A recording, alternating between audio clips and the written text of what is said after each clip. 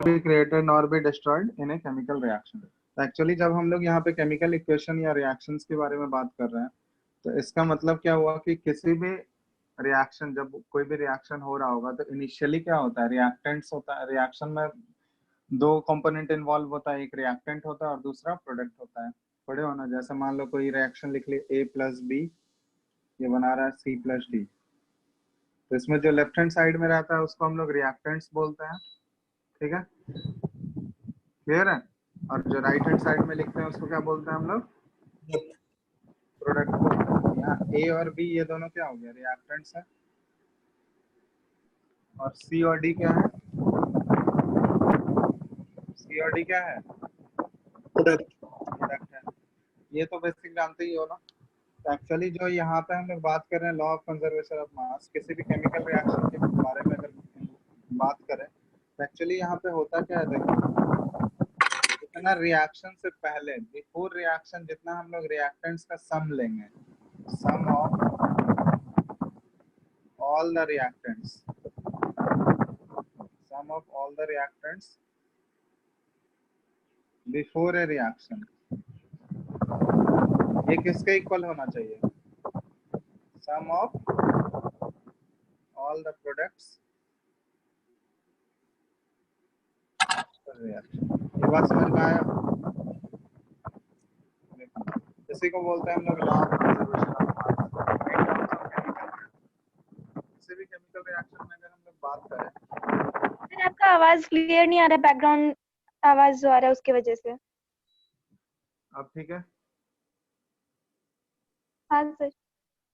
हाँ, तो अगर केमिकल, किसी भी केमिकल रिएक्शन में अगर हम लोग बात करें तो जितना रिएक्टेंट्स का, अगर एक ही रिएक्टेंट है तो उस रिएक्टेंट का सम रिएक्शन होने से पहले जितना होगा, सम ऑफ ऑल द रिएक्टेंट्स, मतलब सम ऑफ किस चीज की बात कर रहे हैं हम लोग, सम ऑफ मास, ठीक है, sum of masses of all the reactants before a reaction must be equal to sum of masses of all the products after reaction। बात समझ में आ रहा है। हम लोग लॉ ऑफ कंजर्वेशन ऑफ मास पढ़ रहे हैं ना, तो किस चीज का सम करेंगे हम लोग, मास का सम। तो रिएक्टेंट्स का जो शुरुआत में मास का सम होगा, जितने भी रिएक्टेंट्स होंगे, जैसे मान लो यहाँ पे दो रिएक्टेंट है तो इन दोनों का मास का सम रिएक्शन होने से पहले वो किसके इक्वल होना चाहिए, रिएक्शन होने के बाद तो प्रोडक्ट बन जाएगा। तो जितना इनिशियली हम लोग लिए थे, बाद में भी प्रोडक्ट का मास अगर ऐड करोगे सभी प्रोडक्ट का मास, तो वो किसके इक्वल आ जाएगा, इनिशियली हम लोग जितना लिए थे। तो मतलब रिएक्शन के दौरान कोई भी मास का लॉस या गेन नहीं होता है, बस एक फॉर्म से मास किस फॉर्म में कन्वर्ट हो गया, रिएक्टेंट से वो चेंज हो गया किसमें, प्रोडक्ट में चेंज हो गया। क्लियर है ना। और इसी को हम लोग क्या बोलते हैं, law of conservation of mass. ठीक है, कोई डाउट? No sir. तो एक्चुअली जो बैलेंसिंग होता है, बैलेंसिंग ऑफ केमिकल रिएक्शन जो हम लोग देखेंगे अभी, तो एक्चुअली इसी लॉ के ऊपर बेस्ड है, balancing of chemical equation. Balancing में हम लोग क्या करते हैं कि रिएक्टेंट और प्रोडक्ट में, रिएक्टेंट और प्रोडक्ट साइड में हम लोग क्या करते हैं, नंबर ऑफ एटम्स, जितने भी एलिमेंट इन्वॉल्व होंगे रिएक्शन में उन सभी के नंबर ऑफ एटम्स जो होने चाहिए वो बराबर होने चाहिए। रिएक्टेंट साइड में उसके जितने नंबर ऑफ एटम्स होंगे उतने ही नंबर ऑफ एटम्स किधर होना चाहिए, प्रोडक्ट में होना चाहिए। तो एक्चुअली वो बैलेंसिंग जो होता है इसी लॉ के ऊपर बेस्ड है, लॉ ऑफ कंजर्वेशन ऑफ मास के ऊपर ही बेस्ड होता है। अब जैसे मान लो एक बेसिक इक्वेशन से हम लोग देखते हैं, जैसे ये इक्वेशन है H2 प्लस O2, ये बनाता है क्या, H2O, ठीक है। तो बैलेंसिंग में मेनली अभी तक जितना भी प्रोसेस यूज किए होंगे, हीट एंड ट्रायल मेथड ही हम लोग यूज करते हैं। अब बैलेंसिंग जब भी हम लोग करते हैं तो ये ध्यान रखना, कभी भी फॉर्मूला चेंज नहीं करेंगे हम लोग। फॉर्मूला चेंज कर सकते हैं क्या? अब जैसे यहाँ पे देखो, बैलेंसिंग करना है, इसका मतलब नंबर ऑफ एटम सारे एलिमेंट का जितना रिएक्टेंट साइड में है और प्रोडक्ट साइड में दोनों सेम होना चाहिए। तो रिएक्टेंट साइड में ये दोनों रिएक्टेंट्स हो गया और प्रोडक्ट क्या हो गया, यहाँ पे वाटर हो गया, ये प्रोडक्ट हो गया। अब देखो तो अभी नंबर ऑफ एटम्स बराबर है क्या? पहले हम लोग हाइड्रोजन का ये रिएक्टेंट साइड में देख रहे हैं और ये प्रोडक्ट साइड में नंबर ऑफ एटम्स। तो हाइड्रोजन का बताओ तो नंबर ऑफ एटम्स कितना है रिएक्टेंट साइड में? 2 नंबर ऑफ एटम्स यहाँ पे 2 है। और प्रोडक्ट में कितना है? 2 2 है। दूसरा एलिमेंट है ऑक्सीजन। ऑक्सीजन का रिएक्टेंट साइड में नंबर ऑफ एटम्स कितना है? 2 प्रोडक्ट साइड में कितना है? 1 1। अब यहाँ पे देखो एक्चुअली जब बैलेंसिंग हम लोग करते हैं तो सारे एटम्स का, जितने भी एटम्स इन्वॉल्व हैं, सभी एटम्स का नंबर रिएक्टेंट साइड में और प्रोडक्ट साइड में इक्वल होना चाहिए। ऐसा नहीं है कि एक का इक्वल हो गया तो वो रिएक्शन बैलेंस हो गया। समझ में आया ना?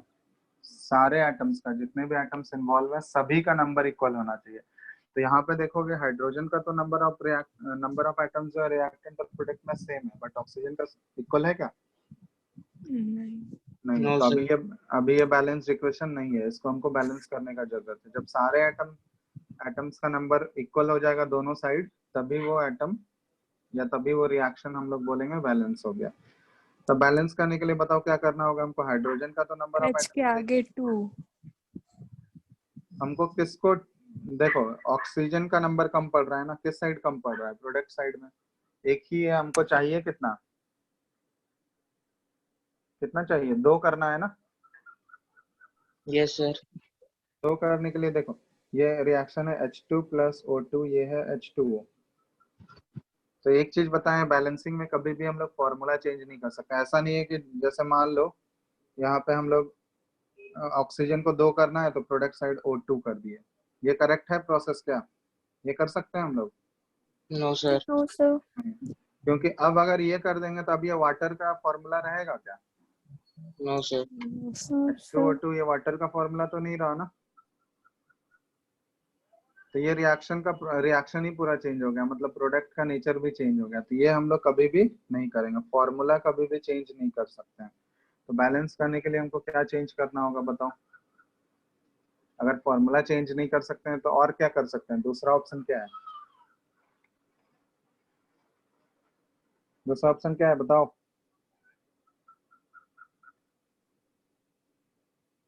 Hello. Sir number of atom increase कर देंगे। हाँ, तो हम लोग चेंज जो है हम लोग बैलेंस करने के लिए एक चीज में चेंज कर सकते हैं, फॉर्मूला चेंज नहीं कर सकते हैं, बट इसके कोफिशिएंट्स को हम लोग चेंज कर सकते हैं। जैसे यहाँ मान लो कुछ हम लोग पुट कर दिए बैलेंस करने के लिए, जैसे यहाँ मान लो ए पुट कर दिया, यहाँ बी पुट कर दिए, सी। कोफिशिएंट समझते हो ना? उसके सामने जो नंबर होता है उसको हम लोग चेंज कर सकते हैं, फॉर्मूला कभी भी चेंज नहीं कर सकते हैं। तो बैलेंस करने के लिए हमेशा ध्यान रखना, फॉर्मूला ऑफ द कंपाउंड में हम लोग कोई भी छेड़छाड़ नहीं करेंगे, वो एज इट इज रहेगा। हम लोग कोफिशिएंट्स को चेंज कर सकते हैं। तब देखो कोफिशिएंट्स को चेंज करने के लिए यहाँ पे देखो H2 प्लस O2, ये है H2O। प्रोडक्ट में ऑक्सीजन के नंबर ऑफ एटम्स 1 है, बट रिएक्टेंट साइड में 2 है। तो प्रोडक्ट साइड में भी 2 करने के लिए हमको आगे यहाँ पे क्या पुट कर देना है? 2 पुट कर देना है। कर दिए? अब देखो अब आगे अगर 2 पुट कर दिए तो ऑक्सीजन का नंबर तो 2 हो गया इधर, बट हाइड्रोजन का नंबर कितना हो गया प्रोडक्ट साइड में? नंबर ऑफ एटम्स 4 हो गया। और रिएक्टेंट साइड में कितना है हाइड्रोजन का नंबर ऑफ एटम्स? 2 सर। 2 है। अब यहाँ बैलेंस करने के लिए आगे अब क्या करना होगा? 2 लगाना पड़ेगा। आगे क्या करना होगा? यहाँ पे 2 2 लगाना पुट कर दें। पड़ेगा। तो एक बार क्रॉस चेक कर लेना। अब देखो रिएक्टेंट साइड में हाइड्रोजन का नंबर ऑफ एटम्स कितना हो गया? 2 इंटू 2 4 हो गया। और प्रोडक्ट साइड में भी हाइड्रोजन का नंबर ऑफ एटम्स कितना है? 4 है। ये हाइड्रोजन का हो गया। उसी तरह ऑक्सीजन का क्रॉस चेक करो। ऑक्सीजन का number of atoms reactant side में कितना हो गया? 2। और प्रोडक्ट साइड में भी ऑक्सीजन का नंबर ऑफ एटम्स कितना हो गया? 2 हो गया ना? हो गया? Yes sir. बस तो अब देखो सारे एटम्स बैलेंस हो गए। एक बार फिर से क्रॉस चेक कर लो। 2H2 प्लस O2, ये क्या बन गया? 2H2। यही क्या बन गया? अब ये कंप्लीटली बैलेंस इक्वेशन। एक बार क्रॉस चेक कर लो। ये एक्चुअली हम लोग हिट एंड ट्रायल मेथड से ही कर रहे हैं, ठीक है। एक और मेथड होता है अलजेब्राइक मेथड, पढ़े हो वो तुम लोग? एक्चुअली वो हम लोग मानते हैं, उसमें ABCD कोफिशिएंट करके मानते हैं, उसको कैलकुलेट करते हैं, ठीक है। तो जैसे एक क्वेश्चन दे रहा हूं तुम लोग को, पहले हिट एंड ट्रायल मेथड से करो ये वाला क्वेश्चन, फिर अलजेब्राइक मेथड बताते हैं। जैसे ये क्वेश्चन है NH3 प्लस O2 ये बना रहा है NO प्लस H2O। करो तो इसको पहले balance heat and trial method से। क्वेश्चन लिख लिया ना सब लोग? Hello hello. Yes sir. हाँ, तो पहले इसको बैलेंस करना ट्राई करो। ये हीट एंड ट्रायल मेथड से करो, उसको फिर बताएंगे अलजेब्राइक मेथड से कैसे करना है।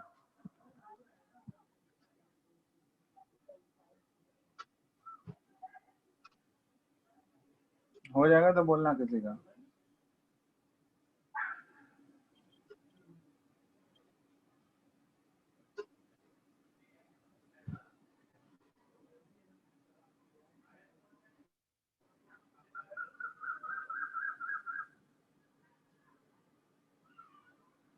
हुआ क्या किसी से?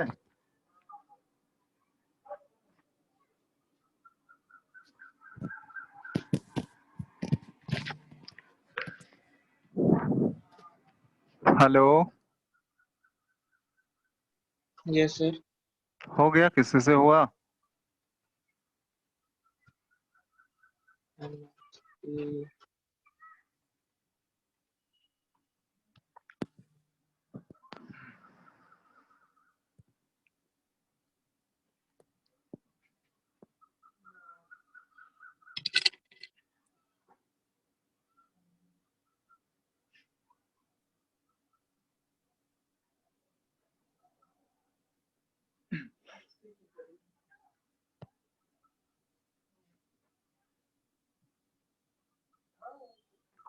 अरे बताओ यार, जल्दी बना। आया नहीं कुछ तो बोलो।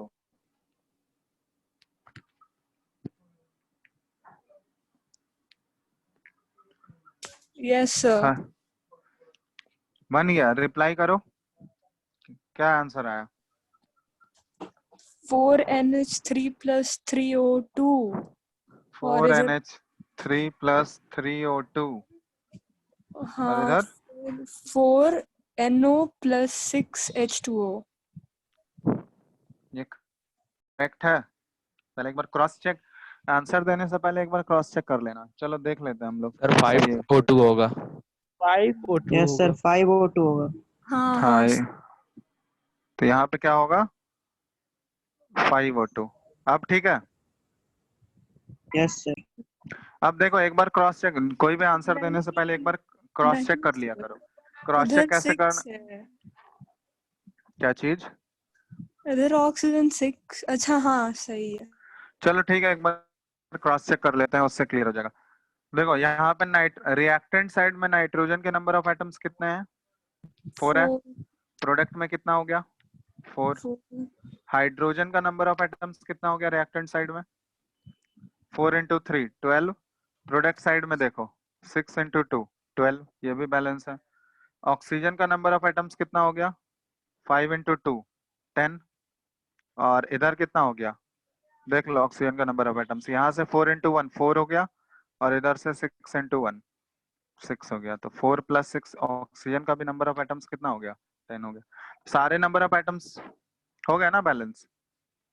इक्वल है सारे नंबर ऑफ एटम्स, जितना रिएक्टेंट साइड में है उतना ही प्रोडक्ट साइड में है। तो ये बैलेंस हो गया। एक्चुअली ये हम लोग हीट एंड ट्रायल मेथड से कर रहे हैं। अब इसी को अगर हम लोग बैलेंसिंग बाय अलजेब्राइक मेथड से करेंगे तो यहाँ पे देखो कैसे करेंगे। आता है किसी को ये प्रोसेस अलजेब्राइक मेथड वाला? Hello hello. नो हाँ सर। सर। यस नहीं सर। सर। अलजेब्राइक मेथड वाला प्रोसेस कोई पढ़े हो बैलेंस करने का? बताओ। Yes sir. नहीं सर। अच्छा नहीं पढ़े हो, चलो देखो इसको कैसे करते हैं हम लोग। जब हाईली बहुत ज्यादा कॉम्प्लेक्स रिएक्शन अगर दे देगा, बहुत सारे रिएक्टेंट और प्रोडक्ट होंगे, तो उसमें normal heat and trial method से बहुत ज्यादा टाइम लग जाएगा। तो उसके लिए हम लोग अलजेब्राइक मेथड से करते हैं। तो जैसे इसी वाले क्वेश्चन को देखो अलजेब्राइक मेथड से कैसे करना है। NH3 प्लस O2 और यह NO प्लस H2O। ठीक है। अलजेब्राइक मेथड में हम लोग अपने मन से यहाँ पे कोई कोफिशिएंट अज्यूम कर लेते हैं, A B, और इसका कोफिशिएंट मान लेते हैं C, और यहाँ पे D। ठीक है, अपने मन से कोई कोफिशिएंट अज्यूम कर लिए ABCD।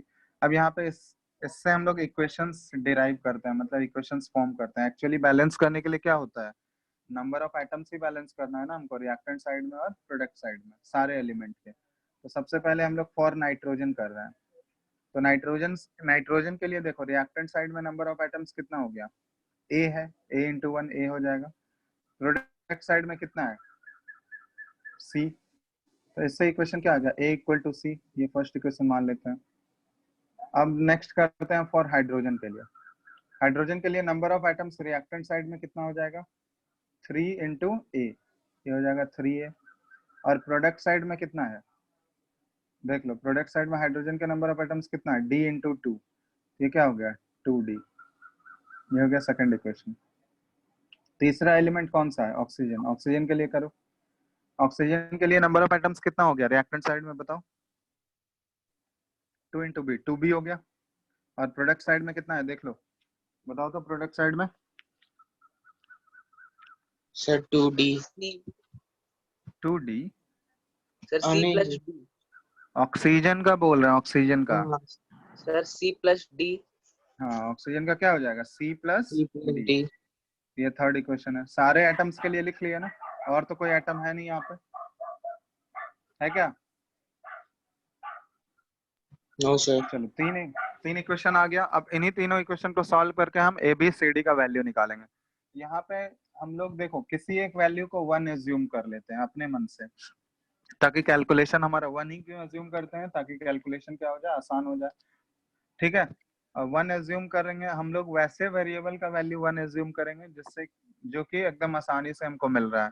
तो यहाँ पे हम लोग मान लेते हैं ए को, लेट ए को हम लोग 1 एज्यूम कर लिए, let a is equal to 1, ये एज्यूम कर लिया हम लोग। ए को क्या एज्यूम कर लिया हम लोग, 1।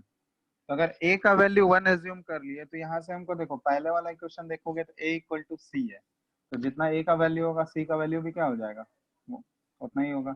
अगर ए 1 माने तो सी का वैल्यू भी क्या हो जाएगा, 1 हो जाएगा। ठीक है, अब देखो, अब next equation from 2, second equation अगर हम लोग यूज करेंगे तो सेकेंड इक्वेशन में क्या है, 3a इक्वल टू 2d। अब a का वैल्यू तो हम लोग 1 माने हैं और 2d है, तो d का वैल्यू क्या हो गया, 3/2। a c और d का वैल्यू निकल चुका है। अब कौन सा वैल्यू बचा हुआ है, सिर्फ b का। तो b निकालने के लिए हम लोग थर्ड इक्वेशन यूज करेंगे फ्रॉम 3। थर्ड इक्वेशन क्या है, 2b equal to c plus d। अब b का वैल्यू निकालना है हमको, ठीक है। c का वैल्यू है 1 और d का वैल्यू है 3/2। तो 1 प्लस 3/2 ये कितना हो गया, बताओ जल्दी। a इक्वल टू 5/2 हो गया। तो 2b का वैल्यू 5/2। लीनियर इक्वेशन तुम लोग सॉल्व किए हो ना, हेलो। Yes sir. सो वही बस लीनियर इक्वेशन ही सॉल्व करना है। तो 2b इक्वल टू 5/2 मतलब b का वैल्यू कितना आ गया, 5/4 आ गया। अब चारों वैल्यूज हमको मिल चुका है। चलो यहाँ देखो, यहाँ लिख दे रहे हैं, a का वैल्यू 1 है, b का वैल्यू है 5/4, c का वैल्यू है 1 और d का वैल्यू है 3/2। चारों वैल्यूज हमको मिल चुका है। अब यहाँ पे देखो, कुछ वैल्यूज यहाँ पे होल नंबर में दिख रहा है और कुछ वैल्यूज किस में दिख रहा है, फ्रैक्शन में दिख रहा है। एक्चुअली फ्रैक्शन में कभी भी नंबर ऑफ एटम्स पार्टिसिपेट करेगा क्या, कि कोई भी केमिकल रिएक्शन में नहीं। आधा फ्रैक्शन में कभी पार्टिसिपेट करेगा। जैसे मान लो 1/2 आ रहा है, तो आधा एटम कभी भी रिएक्शन में पार्टिसिपेट करता है क्या, या तो No. कंप्लीट करेगा, या तो एक करेगा, या तो दो करेगा ना। हाफ एटम या फ्रैक्शन में कभी भी रिएक्शन में पार्टिसिपेशन तो नहीं होगा किसी भी एटम का, होगा, नो सर। So, नहीं होगा। तो इसका मतलब जो भी हमारा आंसर आना चाहिए बैलेंसिंग में, जो भी कोफिशिएंट आना चाहिए, वो सारा किस में आना चाहिए, होल नंबर में आना चाहिए।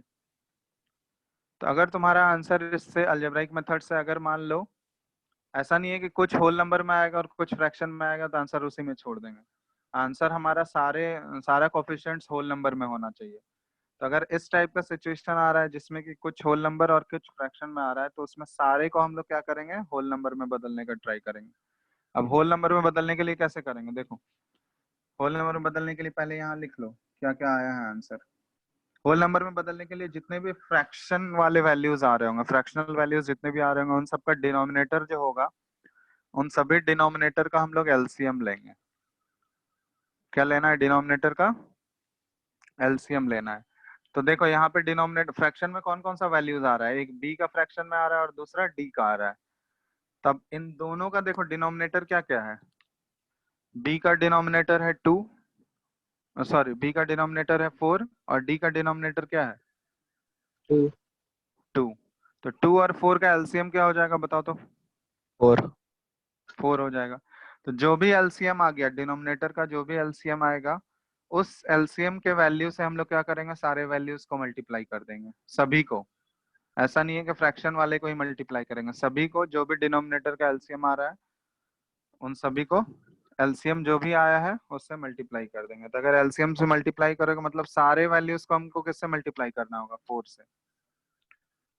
किससे मल्टीप्लाई करना होगा? 4 से, जो एलसीएम आया है। अब बताओ 4 से अगर मल्टीप्लाई कर दिए तो क्या क्या वैल्यूज आ गया बताओ? ए का वैल्यू कितना आ जाएगा? 4 1 इंटू 4, ये 4 हो गया। बी का वैल्यू देखो क्या हो जाएगा, 5/4 इंटू 4, क्या बच जाएगा? सर हाँ बोलो। ये एलसीएम से फिर से बताइए ना, सुने नहीं ढंग से। एलसीएम लेना है मतलब जो भी फ्रैक्शनल वैल्यूज आ रहा है ना, जैसे देखो हाँ 5/4 और 3/2, यार है ना फ्रैक्शनल वैल्यूज, और एक 1 है और एक 1 है, यही 4 वैल्यूज है ना।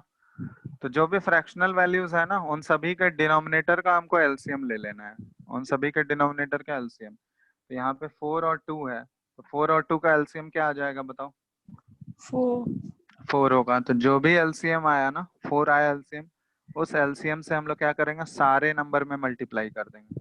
ABCD चारों जितने भी नंबर होंगे सभी में एलसीएम से मल्टीप्लाई करेंगे, क्योंकि किसी एक को हम लोग मल्टीप्लाई करेंगे तो वो सारे में मल्टीप्लाई होना चाहिए उसी से। ठीक है, तो वही एलसीएम 4 आया है, तो सभी नंबर में हम लोग देखो एलसीएम से मल्टीप्लाई कर रहे हैं। तो ए का वैल्यू 1 था, तो 1 इंटू 4 कर दिया, तो ए का वैल्यू क्या आ गया, 4 आ गया। बी का वैल्यू 5/4 था, इंटू 4 कर दिया तो ये क्या बच जाएगा, 5। 4 4 कैंसिल आउट हो जाएगा। सी का वैल्यू भी 1 था, 1 इंटू 4 कर दिए तो ये क्या हो गया, 4। डी का वैल्यू है 3/2, तो 3/2 इंटू 4 किया तो ये आंसर कितना आ जाएगा, 6 हो गया। अब देखो, अब सारा वैल्यूज ABCD चारों वैल्यूज हमको होल नंबर में मिल गया ना,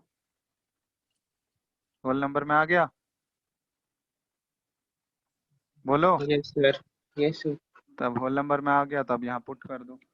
इक्वेशन क्या था, NH3 का कोफिशिएंट क्या था बताओ? ए था ना, तो ए इसके आगे 4 लग जाएगा। दूसरा O2 के प्रेजेंस में था, O2 का कोफिशिएंट B था, B के आगे क्या लग गया, 5। प्रोडक्ट NO के आगे कोफिशिएंट क्या था, C, इसके आगे क्या लग जाएगा, 4। प्लस H2O था, H2O के आगे क्या लगा देंगे बोलो? कोफिशिएंट क्या था इसका, D था ना, यस 6 सर, तो 6 इसके आगे 6। तो हो गया बैलेंस इक्वेशन। वही आ गया ना जो हीट एंड ट्रायल मेथड से हम लोग लाए थे, अलजेब्राइक मेथड से भी क्या आ गया, सेम आ गया। आया आंसर, देख लो वही है ना। चलो, तो यही है अलजेब्राइक मेथड। एक बार इसको नोट कर लो अच्छे से, फिर एक क्वेश्चन देते हैं, तुम लोग खुद से बनाना अलजेब्राइक मेथड से। किसी को कोई डाउट है तो पूछ लो। दिख रहा है सबको स्क्रीन? एक बार नोट कर लो इसको, फिर एक क्वेश्चन देते हैं, तुम लोग को खुद से बनाना है। किसी को किसी भी स्टेप में कोई प्रॉब्लम है तो बताओ। सर, हाँ बोल। अगर कोई भी कोफिशिएंट अगर क्या बोलते हैं इसको फ्रैक्शन में नहीं आया तो क्या करेंगे? तो फ्रैक्शन में नहीं आया तो वही आंसर हो जाएगा, सारे होल नंबर में आ गए तब तो कोई कुछ करना है नहीं। ठीक है, ठीक है। तब तो इसी में आंसर रहने देंगे। सर एक क्वेश्चन था, हाँ बोलो। जो 1 फ्रैक्शनल मिनट रुको। हेलो हेलो, हाँ क्या, हाँ, हो गया तो बैठे। ठीक है, मैं बोल रहा हूँ।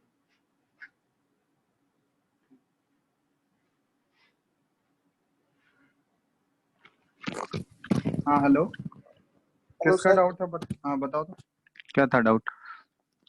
फ्रैक्शनल वैल्यू में हाँ, फ्रैक्शनल वैल्यू आएगा तो उसका एलसीएम लेने के बाद उसको पूरा होल होल से डिवाइड करेंगे ना। जो एलसीएम आया ना उसको सारे से मल्टीप्लाई कर देंगे, सारे नंबर से। जो एलसीएम आएगा ना फ्रैक्शनल वैल्यू का, जो उसके डिनोमिनेटर का एलसीएम आएगा, उस एलसीएम से क्या करेंगे हम लोग, सभी नंबर में मल्टीप्लाई कर देंगे। जैसे यहाँ पे देखो 2 और 4 का एलसीएम 4 आया था, तो 4 से हम लोग क्या किए, सारे नंबर में मल्टीप्लाई किए ना, तो वैसे ही करना है।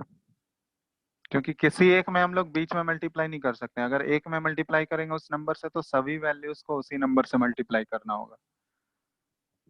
क्लियर है ना? हेलो? हेलो। ठीक है, हाँ यस बोलो।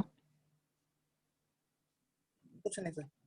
हो गया ना क्लियर? Yes sir. हाँ चलो, नोट कर लोगे तो बोलना, आगे एक क्वेश्चन देंगे बनाने के लिए। सर कर लिए नोट।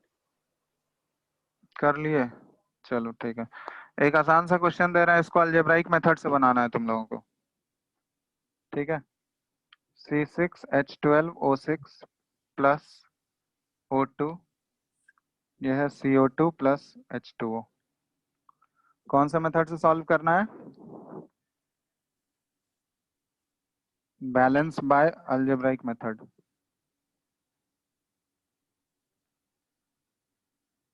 ठीक है, करो।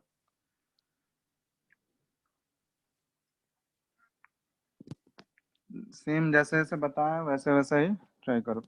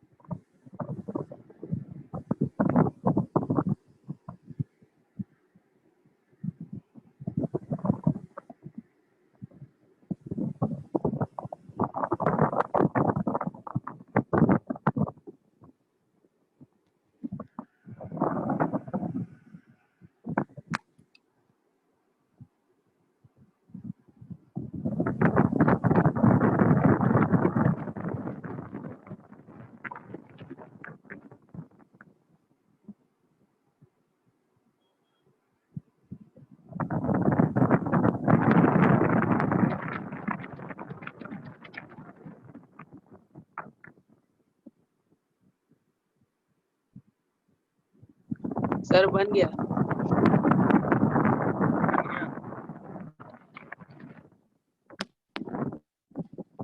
क्या आंसर आया बोलो। Hello, sir A1। आंसर बताओ क्या आया जिसका सर बन गया। A1।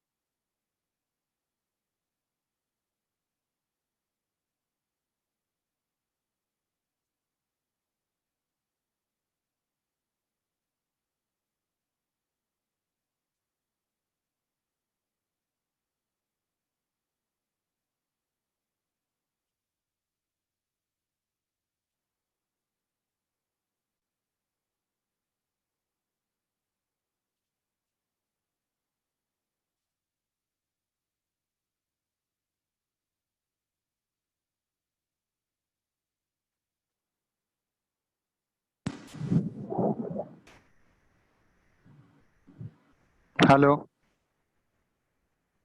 Hello, yes sir. बना किसी से, आंसर बताओ क्या आया, बोलो। सर A1 है। आंसर बताओ ना final. A1 2C6H6 plus 15O2 C6 is equal क्या? to 2C6 plus 2C6H6 plus 15O2 is equal to 12 6O2 plus 6H2O. ना, गलत है, फिर से करो। सर A1 है और B C और D 6 है। हाँ, A1 और B C और D 6 है। 6 है। यहाँ पे तो सिंपल है, इसमें कुछ करना ही नहीं है, वैसे ही करो, इसमें डायरेक्ट होल नंबर में ही आ जाएगा सारा।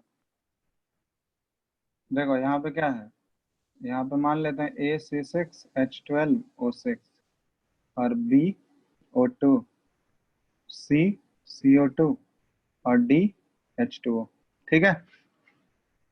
अब कार्बन के लिए अप्लाई करोगे, फॉर कार्बन, कार्बन के नंबर ऑफ एटम्स कितने हो गए, 6 है, ये किसके इक्वल हो जाएगा, C के इक्वल हो जाएगा। ये पहला ही क्वेश्चन हो गया, ठीक है, मैच कर लेना जिसका इसका हो गया। दूसरा देखो, फॉर हाइड्रोजन, हाइड्रोजन के लिए देखोगे 12A इक्वल टू क्या आ गया, 2D, ये सेकंड इक्वेशन हो गया। थर्ड इक्वेशन है ऑक्सीजन के लिए, ऑक्सीजन के लिए देखोगे क्या आ जाएगा, 6A plus 2B equal to 2C plus D। ये तीन इक्वेशन है ना, और तो कुछ होगा नहीं, होगा? हेलो, नहीं यस सर। सर। चलो अब यहाँ पे क्या पुट कर दें हम लोग, A का वैल्यू 1 पुट कर दें, लेट A को क्या मान ले, 1 मान ले। तो A अगर 1 होगा तो C का वैल्यू कितना हो जाएगा बताओ, 6 C का वैल्यू 6 इंटू 1, 6A है तो ये 6 हो गया। C अगर 6 आ गया तो अब सेकंड इक्वेशन में देखो 12A इक्वल टू 2D है, A का वैल्यू 1 है तो D का वैल्यू कितना आ जाएगा, D भी 6 आ गया। चलो A C और D आ गया, चौथा बचा है B, तो B निकालने के लिए थर्ड इक्वेशन देखो, 6A plus 2B equal to 2C plus D, तो इसमें पुट कर दो 6 इंटू 1 प्लस 2 इंटू ये 2B 2 इंटू 6 और प्लस 6, तो इसको सॉल्व करोगे कितना आ जाएगा, 2B का वैल्यू हो गया किसका इक्वल हो जाएगा 12 और B का वैल्यू कितना हो जाएगा 6 होगा। A का वैल्यू 1 आ गया, B का वैल्यू 6 है, यहाँ पे लिख दे रहे हैं A का वैल्यू 1, B का वैल्यू 6, C का वैल्यू भी 6 और D का वैल्यू भी 6, ये चारों हो गए। तो फाइनली बैलेंस इक्वेशन क्या बन जाएगा, C6H12O6 प्लस, बताओ जल्दी, प्लस 6O2 और 6CO2 और प्लस प्लस 6H2O। यही हो गया आंसर। कोई डाउट किसी को, किसका गलत हुआ था, चेक कर लो। Yes sir. मिल गया गलती कहाँ किए थे। Yes sir, हो गया सर, सही हो गया।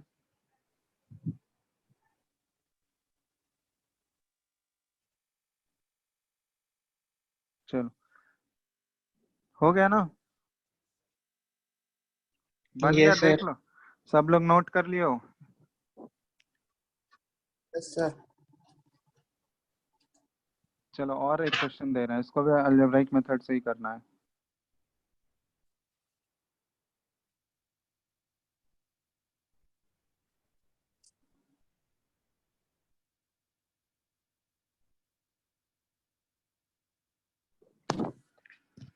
दे बोलो, हो यस गया, सर। नोट कर लिए। Yes sir. चलो दो क्वेश्चन और दे रहे हैं, बैलेंस करना है, balance bye algebraic method.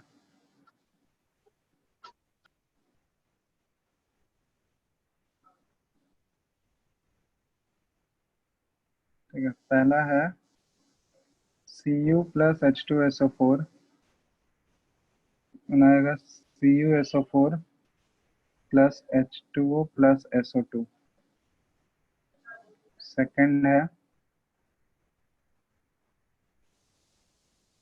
Pb3O4 plus HNO3 और ये बनेगा PbNO3 whole twice plus PbO2 और प्लस H2O।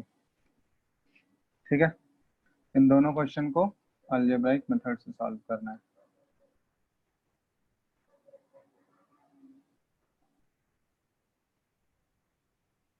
लिख लिया question?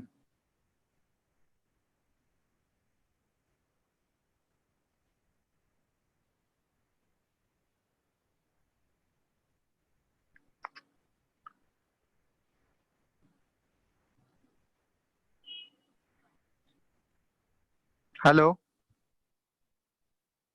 Hello, yes sir, yes sir. लिख लिया ना? चलो, हाँ दोनों क्वेश्चन को तुमको बैलेंस करना है, balance bye algebraic method. Try करो दोनों,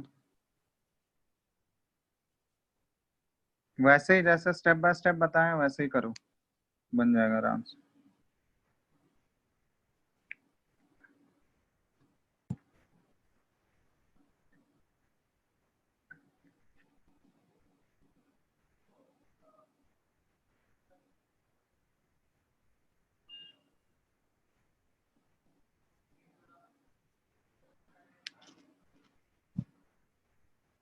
ठीक है, ट्राई करो तब तक।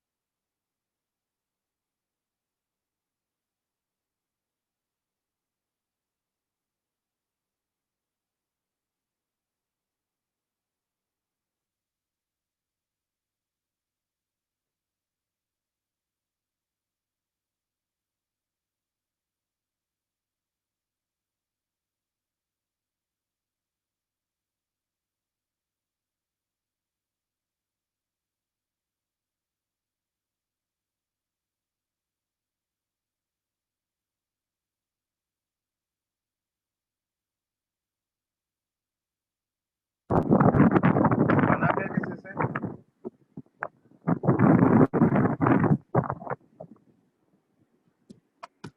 हेलो, पहला वाला बना?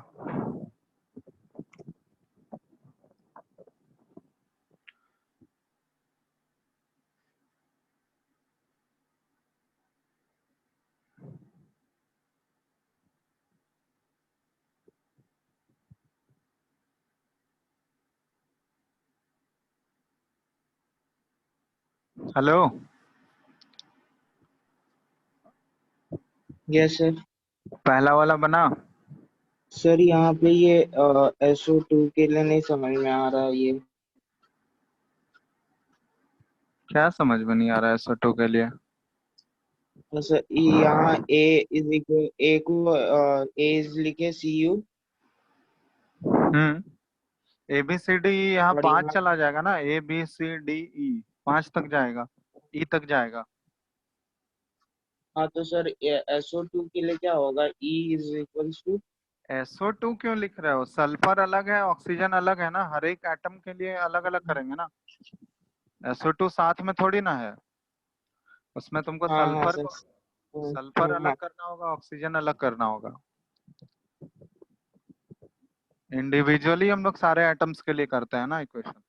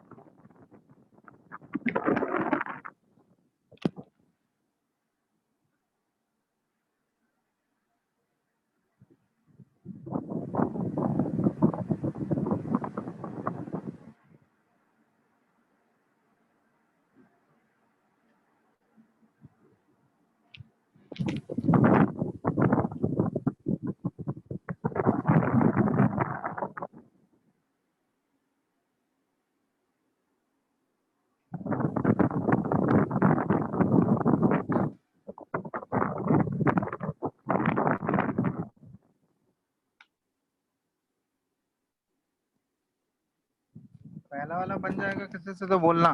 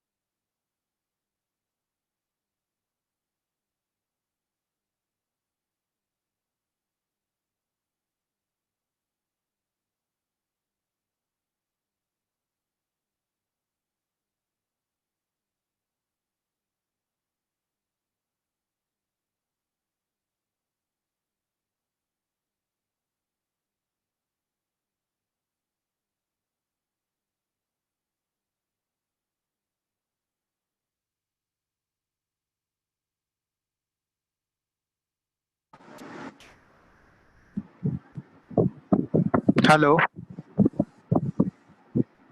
हेलो। Yes sir. बना Yes, sir. पहला वाला बताओ तो क्या आया आंसर।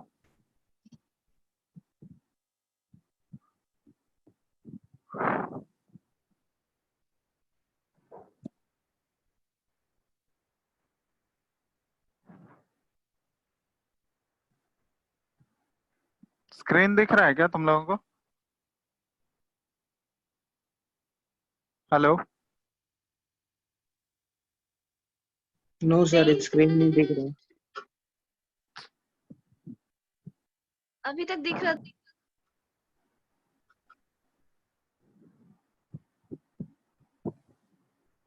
ठीक है ठीक है। हाँ सर, अभी दिख रहा है। Yes sir. चलो Yes, पहला वाला sir. का आंसर बताओ क्या आया। जल्दी बताओ आंसर।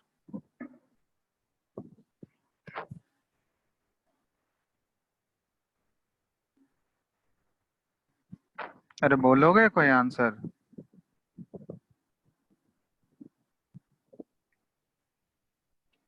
हेलो। Yes sir. अरे किसी से बना है या बताना होगा, बोलो। सर नहीं बना। नहीं बन रहा है, चलो ठीक है। देखो फर्स्ट क्वेश्चन हम लोग देख रहा है, Cu प्लस H2SO4, ये बना रहा है CuSO4 plus H2O plus SO2। ठीक है, चलो यहाँ पे अज्यूम कर लेते हैं इसका coefficient A, B, C, D और E। ठीक है, देखते रहना। अब यहाँ देखो बैलेंस करना है हमको। फॉर कॉपर पहले अप्लाई करते हैं, कॉपर के लिए। कॉपर के लिए अप्लाई करोगे बैलेंस इक्वेशन क्या बनेगा बताओ। Cu के लिए रिएक्टेंट साइड में एक है, A equal A to C हो जाए, equals to C। First equation. दूसरा हाइड्रोजन के लिए बताओ क्या बनेगा। हाइड्रोजन है 2B equal to 2B। 2B is equal to 2D। 2D, ये सेकंड इक्वेशन है। फॉर सल्फर, सल्फर के लिए क्या बनेगा। Sir B is equal to C plus E। B equal to C plus E। चौथा कौन सा बच गया।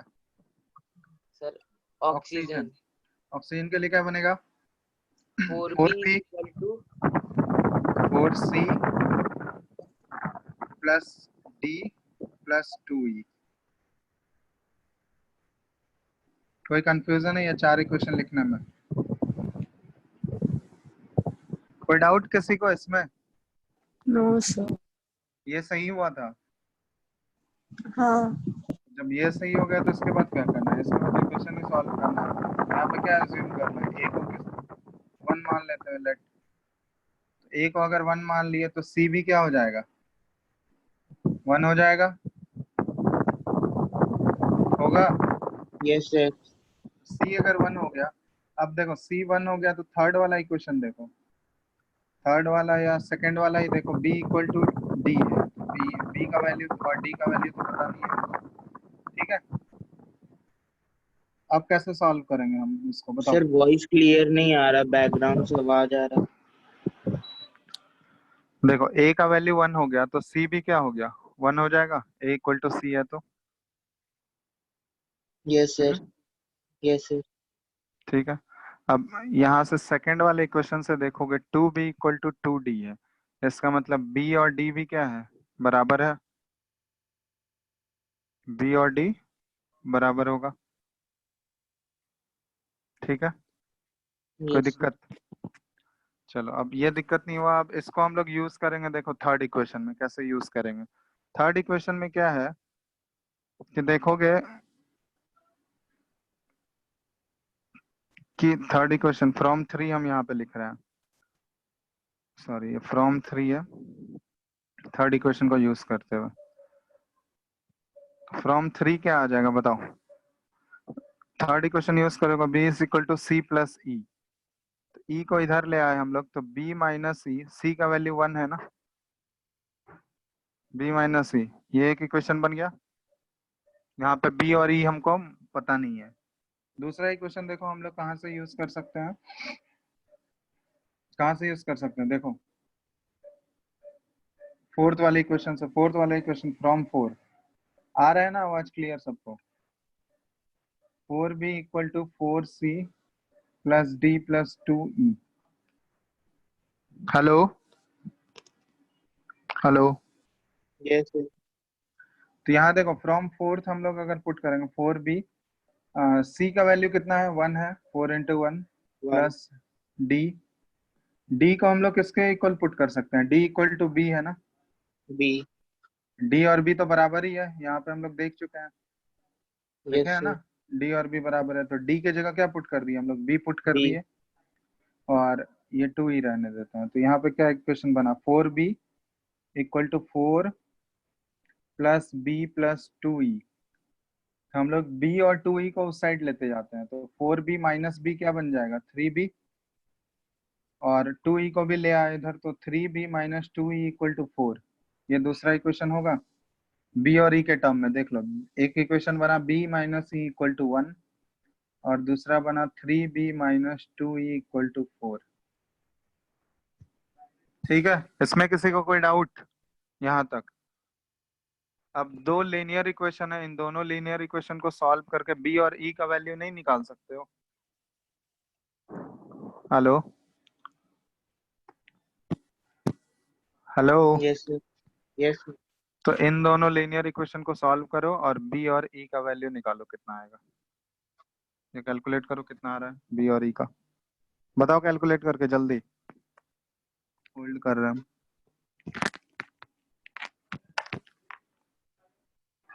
हेलो हाँ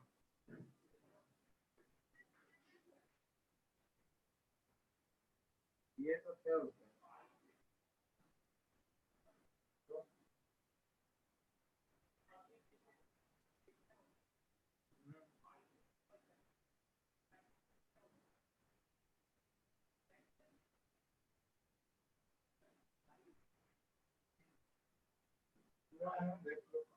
कॉल करके हाँ, उसको तुम करो।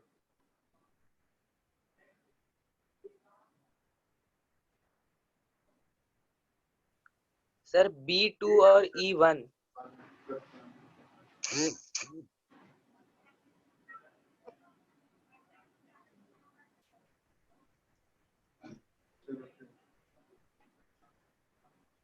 ठीक है हम कॉल करते हैं।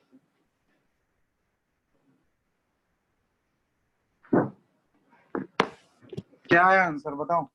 हेलो सर B2 और E1।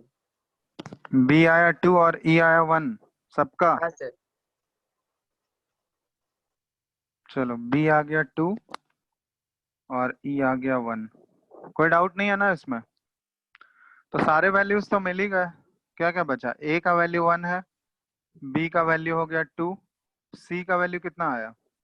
सी भी 1 है, डी का वैल्यू कितना है? डी और बी तो बराबर है ना, तो जितना बी का वैल्यू है डी का वैल्यू भी उतना ही हो जाएगा। तो बी 2 है तो डी भी क्या बन जाएगा? 2। और ई भी हो जाएगा, ई हो गया 1।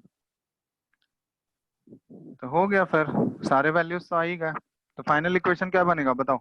Balanced equation C U plus, बोलो, 2H2 SO SO4 और इधर Cu SO4 plus SO2 CuSO4 plus SO2 plus 2H2O। हाँ 2H2O और प्लस SO2। यही आ गया आंसर, देख लो, मैच कर लो सब लोग।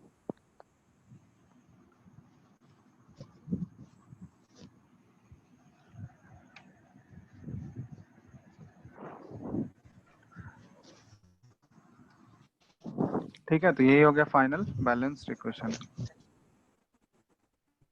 किसी को कोई डाउट होगा तो पूछना इसमें, किसी भी स्टेप में कोई डाउट है तो बोलो।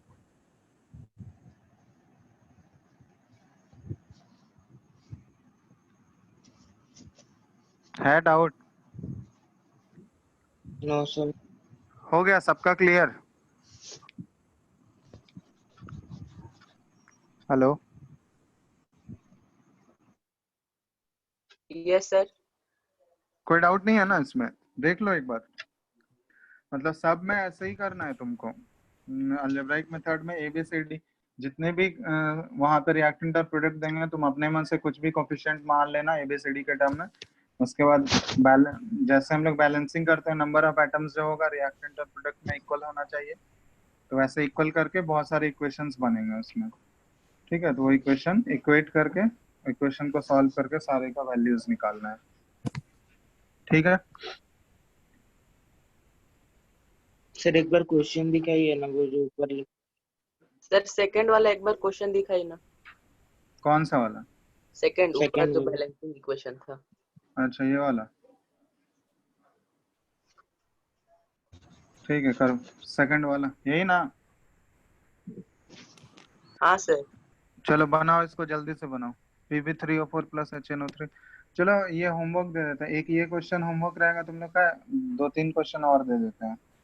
ठीक है, तुम लोग को सारा एक ये होमवर्क रखो। और नेक्स्ट क्वेश्चन है दूसरा, वो लिख लियो, ये वाला क्वेश्चन नोट कर लियो, पहले नोट करो जल्दी। Yes sir. करो, जो नहीं लिखे हो वो करो। और 2-3 क्वेश्चन दे। सर कर लिए नोट। सब लोग कर लिए?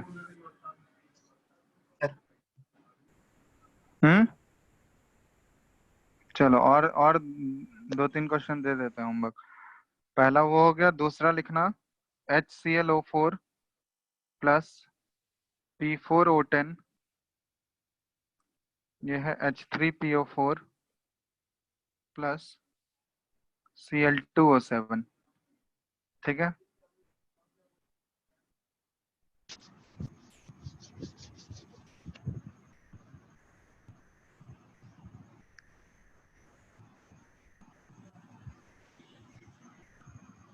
चलो एक ये हो गया। नेक्स्ट क्वेश्चन है, देखो नेक्स्ट है FeSO4 plus HNO3 plus H2SO4, ये बनेगा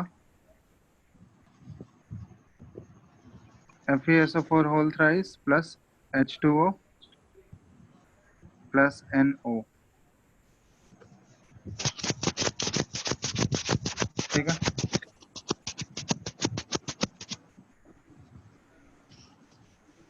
तो ये दोनों क्वेश्चन तुम लोग को वही अलजेब्राइक मेथड से सॉल्व करना है, ये भी होमवर्क रहेगा। एक ये क्वेश्चन 2 हो गया इधर और एक क्वेश्चन ऊपर है, तो उसको चलो इन तीनों क्वेश्चन को होमवर्क है, नोट करके रखना तुम लोग, बना के अलजेब्राइक मेथड से ही सॉल्व करना है, ठीक है। अलजेब्राइक मेथड से सॉल्व करके रखना, नेक्स्ट क्लास में पूछेंगे आंसर। किसी को पहले फिर से बोल दे रहा है, अभी जो बताया अलजेब्राइक मेथड, किसी भी स्टेप में कोई डाउट है तो पूछ लो अभी, नहीं तो ये सारा बन जाना चाहिए।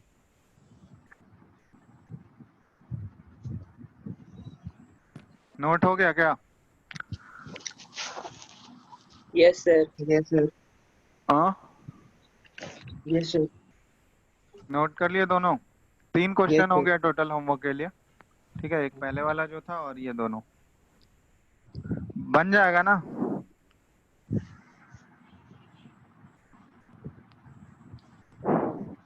Hello, yes sir. बन जाएगा ना? Yes sir. हाँ, तो वैसे ही करना है, जैसे स्टेप बाय स्टेप बताया है वैसे ही तुम लोग ट्राई करना, ठीक है, आसानी से बन जाएगा। और इस चैप्टर में देखो मेनली शुरुआत हम लोग बैलेंसिंग से ही कर रहे हैं, ठीक है।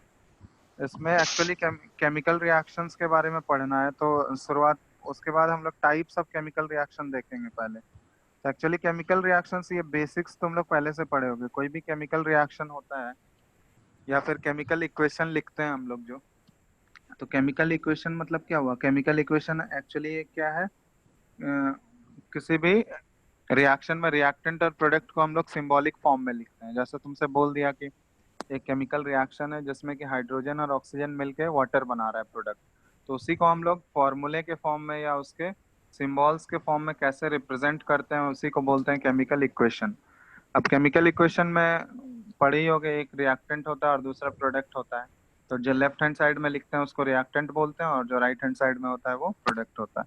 तो एक्चुअली इसका फर्स्ट टॉपिक देखोगे एनसीईआरटी में बैलेंसिंग ही है, ठीक है। तो balancing heat and trial method से ही दिया हुआ है, उसमें एक अलग मेथड बता दिए तुम लोग को, अलजेब्राइक मेथड, क्योंकि अगर बहुत ज्यादा रिएक्टेंट प्रोडक्ट इन्वॉल्व होगा, कॉम्प्लेक्स अगर रिएक्शंस होंगे, तो उसमें तुम्हारा हीट एंड ट्रायल मेथड काम नहीं करेगा। काम करेगा मतलब बहुत ज्यादा टाइम तुमको लग जाएगा उसको बैलेंस करने, ठीक है। इसीलिए अलजेब्राइक मेथड से मतलब थोड़ा सा लेंदी मेथड है, बट इससे गलती होने का चांसेस नहीं है। क्लियर है ना? तो इसलिए ये मेथड ढंग से सीख लो। अगर हीट एंड ट्रायल मेथड से ही कर पा रहे हो करेक्टली तो कोई दिक्कत नहीं है, लेकिन जिससे नहीं हो पा रहा है उसमें बहुत ज्यादा टाइम लग सकता है उससे, क्योंकि बार बार उसमें वैल्यूज तुमको चेंज करना होगा और गलती होने का चांसेस भी ज्यादा है, तो वो इस मेथड को प्रेफर कर सकते हो, ठीक है। तो इसमें देखो मेनली हम लोग केमिकल रिएक्शंस में जो भी है केमिकल चेंजेस के बारे में पढ़ेंगे। केमिकल चेंजेस जैसे कि तुम लोग क्लास 9th में फिजिकल चेंजेस के बारे में पढ़े हो ना? Hello, yes sir. हाँ, यस तो सर। इस चैप्टर में 10th में जो पहला चैप्टर है केमिकल रिएक्शन वाला, इसमें हम लोग केमिकल चेंजेस के बारे में पढ़ेंगे। तो फिजिकल चेंज और केमिकल चेंज में डिफरेंस तो पढ़े ही होगे तुम लोग, क्या डिफरेंस है बताओ तो। फिजिकल चेंज और केमिकल चेंज में डिफरेंस बताओ, कोई भी दो या तीन डिफरेंस बताओ।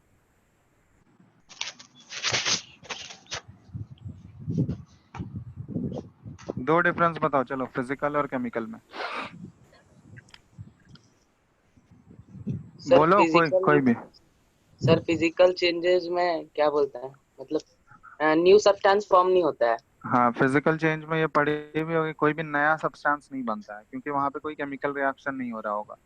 लेकिन केमिकल चेंज में रिएक्टेंट मॉलिक्यूल आपस में केमिकली कंबाइन करते हैं, मतलब केमिकल रिएक्शन होता है, तो इसलिए हमेशा एक नया सब्सटेंस फॉर्म होगा। तो अगर जब तक नया सब्सटेंस नहीं बन रहा है तब तक उसको केमिकल चेंज नहीं बोलेंगे हम लोग, ठीक है। तो फिजिकल चेंज में वही हो गया, no new substance is formed, और केमिकल चेंज में क्या होगा, न्यू सब्सटेंस फॉर्म होगा। दूसरा बताओ।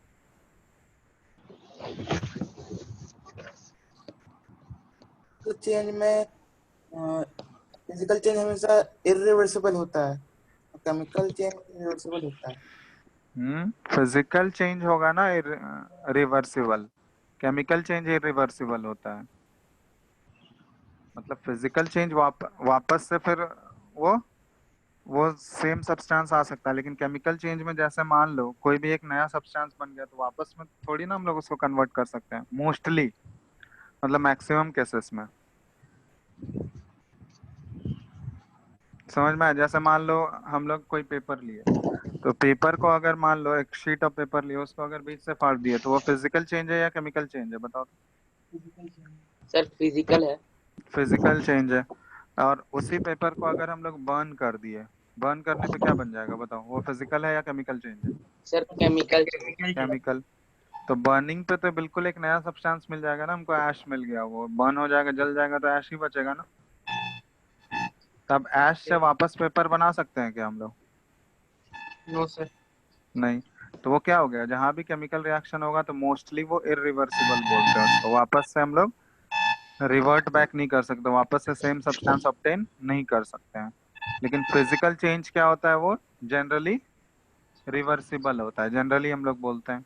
एक और डिफरेंस होता है कि फिजिकल चेंज जनरली जो होता है वो टेम्पोररी होता है, बट केमिकल चेंज क्या होगा, वो परमानेंट होता है मैक्सिमम केसेस में।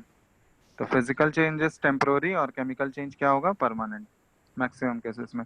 इसके एग्जांपल्स तुम लोग पढ़े होगा फिजिकल चेंजेस के, ग्लोइंग ऑफ बल्ब हो गया, ये फिजिकल चेंज हो गया, जैसे पढ़े हो ना ये सारे एग्जांपल। मेल्टिंग ऑफ आइस, ये क्या है, मेल्टिंग ऑफ आइस फिजिकल या केमिकल चेंज, बताओ। Physical. Physical change. Physical change, ठीक है। अब जैसे प्लांट में फोटोसिंथेसिस प्रोसेस होता है, वो फिजिकल है या chemical change? Sir chemical change है। Chemical chemical change. चेंज है क्योंकि नया सब्सटेंस बनता है उसमें। राइपनिंग ऑफ फ्रूट्स, बताओ फिजिकल या chemical change? Sir chemical change. Chemical. Chemical change, क्योंकि उसमें प्रोडक्ट तो बिल्कुल चेंज हो गया ना। हाँ सर। और बताओ ये रस्टिंग ऑफ आयरन, फिजिकल या chemical change? Sir chemical. Chemical change. Chemical chemical, change. ठीक है।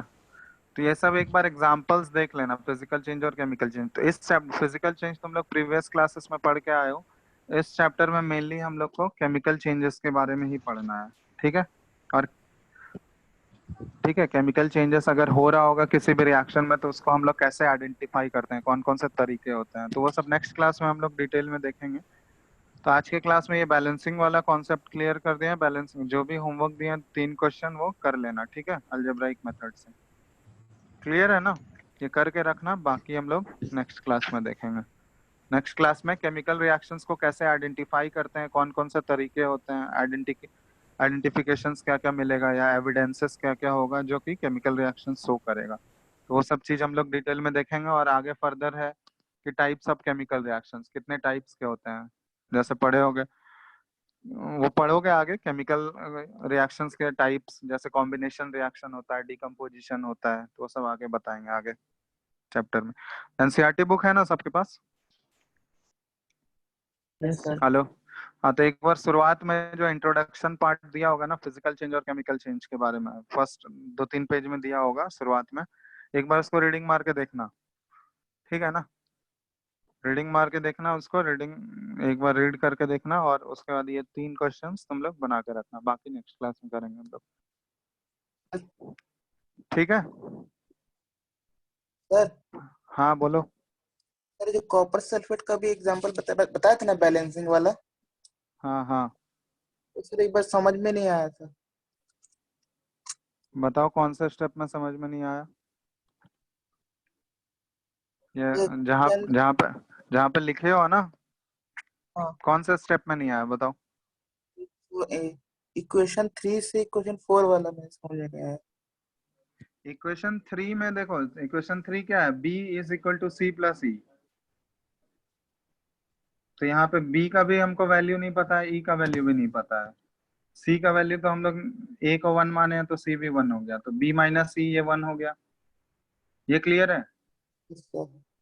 अब उसके बाद देखो, फोर्थ इक्वेशन से हम लोग ये b और e में रिलेशन निकाल रहे हैं। तो फोर्थ इक्वेशन क्या था? जो फोर्थ इक्वेशन था उसको लिख लिए यहाँ पे। अब फोर्थ इक्वेशन में देखो, c का वैल्यू हमको पता है। c का वैल्यू कितना है? 1 है। 1 है ना? Yes, sir. तो c का वैल्यू 1 पुट कर दिया। अब d जो है, d किसके इक्वल है? b इक्वल टू d, ये हम लोग देख चुके हैं सेकंड इक्वेशन से। b और d आपस में बराबर है ना? तो d के जगह हम लोग क्या रिप्लेस कर दिए? d को किससे रिप्लेस कर दिए? देख लो, b से रिप्लेस कर दिए। Yes, sir. बस हो गया। अब यहाँ पे देखो, पुट करोगे तो इसको इधर उधर रीऑर्गेनाइज कर लो, तो b और e में 3b minus 2e equal to क्या आ जाएगा? 4 आ जाएगा। देख गया? Yes, sir. अब देखो, अब दो इक्वेशन आ गया ना, b और e। एक इक्वेशन आया b minus e equal to 1 और 3b minus 2e equal to 4। तब लीनियर इक्वेशन 2 वेरिएबल वाला सॉल्व किए हो ना Yeah. मैथ्स में? तो वही है, लीनियर इक्वेशन इन 2 वेरिएबल से सॉल्व करोगे तो b और e का वैल्यू आ जाएगा ना। b का वैल्यू 2 आ गया, e का वैल्यू 1 आ गया। ठीक है, तो b और e का वैल्यू आ गया, तो उसके बाद सारे वैल्यूज मिल गए हमको। कोई डाउट? हेलो? No, sir. कोई डाउट नहीं है। हो गया ना क्लियर? Yes, sir. चलो, और किसी में डाउट है? और किसी में हेलो? डाउट नहीं है। और किसी चलो में फिर डाउट नहीं है। ठीक है, तो वो तीनों क्वेश्चन बना के रखना तुम लोग नेक्स्ट क्लास में, ठीक है ना? ठीक है, Yes, sir. चलो ठीक है, फिर नेक्स्ट क्लास में हम लोग करेंगे आगे। ठीक है, एंड कर दे रहे हैं, नेक्स्ट क्लास में हम लोग करेंगे।